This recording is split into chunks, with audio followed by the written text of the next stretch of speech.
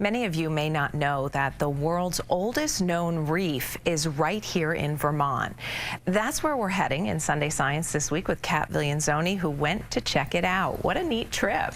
It was a neat trip, Julie. We're heading outdoors this morning, taking a trip back hundreds of millions of years to Vermont's ancient past through a new exhibit in Isle la Motte.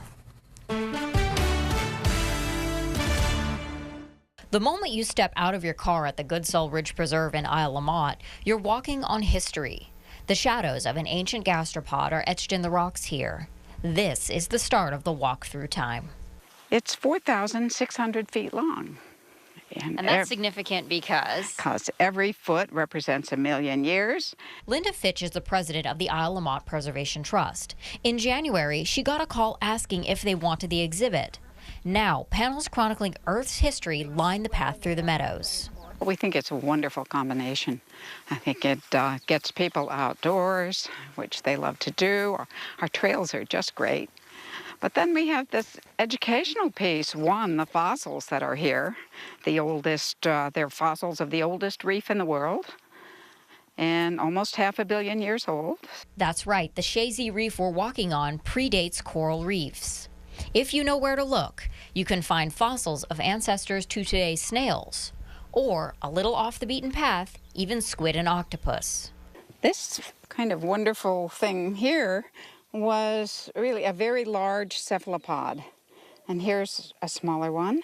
Oh, wow. And part of another one. But before those creatures would have a chance, they had to have oxygen to breathe. This panel explains how that happened. Oxygen was poisonous to life as it had developed up to that point.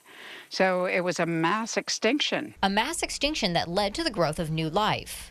And as we walk through the trees, we come to an ancient underwater scene with sponges, trilobites, and jellies about 540 million years ago. This is what our reef would have looked like.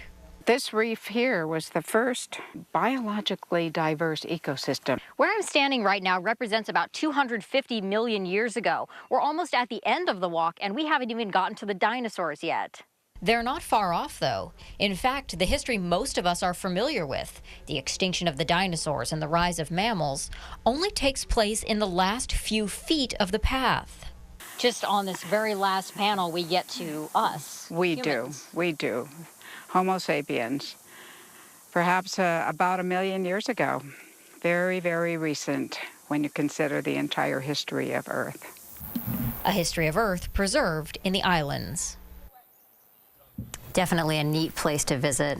Yeah. I never would have guessed. If you had said, where do you think the oldest reef in the world is?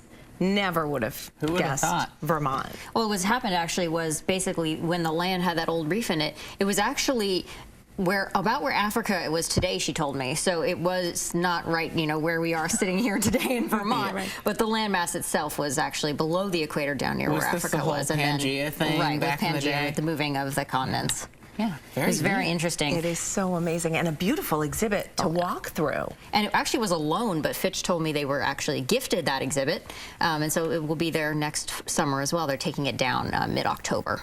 Great to check out. Yeah, still plenty of time to go enjoy that. I recommend bug spray and sunscreen, though, if you're visiting. Bug spray and sunscreen.